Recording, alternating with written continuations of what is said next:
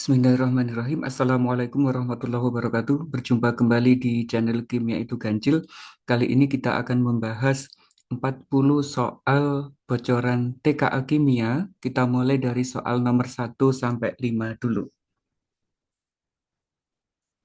Untuk nomor 1, seorang siswa hendak menentukan letak unsur dalam tabel periodik. Informasi yang didapatkan bahwa unsur tersebut memiliki nomor massa sebanyak 85 dan neutronnya adalah 48. Kemudian siswa tersebut menyimpulkan bahwa letak unsurnya ada di golongan 1A di periode 5. Apakah kesimpulan yang diambil benar? Nah, cara menjawabnya adalah langkah pertama kita membuat lambang unsurnya dulu, yaitu unsurnya X dengan nomor massa 85. Jika jumlah neutronnya adalah 40 sekian, maka nomor atomnya tinggal dikurangi, yaitu sebanyak 37. Setelah ketemu nomor atomnya, kita buat konfigurasi, kemudian ini berakhir di 5s1.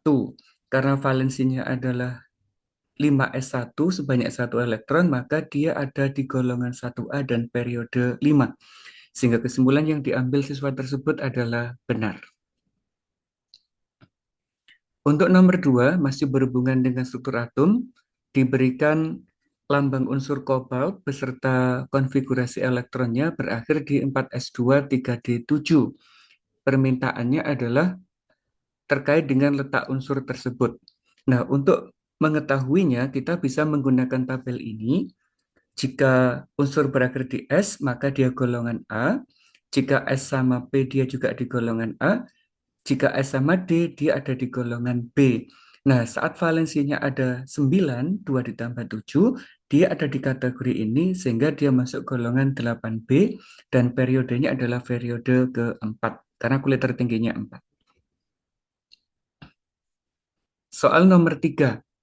Ada dua unsur, yaitu unsur Ki dengan nomor massa 24, neutronnya 12, berikatan dengan unsur R, nomor massanya 35, dan neutronnya adalah 18. Maka pernyataan yang benar yang mana? Langkah pertama kita membuat lambang unsurnya dulu, yaitu untuk Ki, seperti itu. Kemudian untuk R seperti itu, 12 ini didapatkan dari nomor massa dikurangi neutron. 17 didapatkan dari nomor massa dikurangi neutron sebanyak 18. Jika sudah, kita buat konfigurasi masing-masing unsurnya seperti ini. Yang unsur Ki ada di golongan 2A, sehingga dia cenderung membentuk ion 2+. Untuk yang R, dia ada di golongan 7A, untuk stabil dia menangkap satu elektron. Karena terbentuk dua ion, yaitu ion positif dan negatif, pasti senyawanya adalah berikatan ionik. Dengan rumus kimia, Qr2, yaitu Ki ngambil muatannya 1, yang R ngambil muatannya Ki sebanyak 2, menjadi Qr2. Kalau ditanyakan dengan MR terkait dengan berat molekul, Q-nya kan 1, R-nya 2. Unsur Q masanya 24.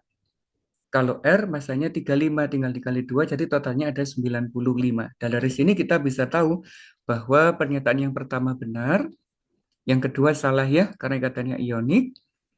Untuk Q melepas 2 elektron benar, MR-nya 95 benar, rumus kimianya adalah Qr2 juga benar.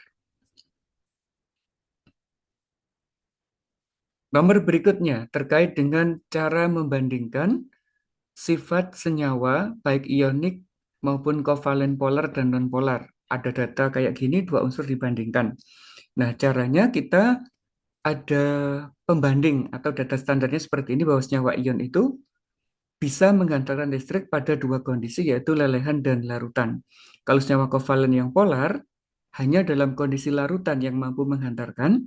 Kalau nonpolar, tidak menghantarkan dalam segala kondisi. Sehingga dari data ini kita bisa mendapatkan untuk Ki, larutannya mampu, titik lelehnya sangat tidak mampu, sedangkan titik lelehnya sangat rendah, maka yang Ki ini tergolong kovalen polar. Sedangkan yang R, lelehannya mampu, leleh larutannya mampu, dan titiknya sangat tinggi, dia termasuk kategori senyawa ionik.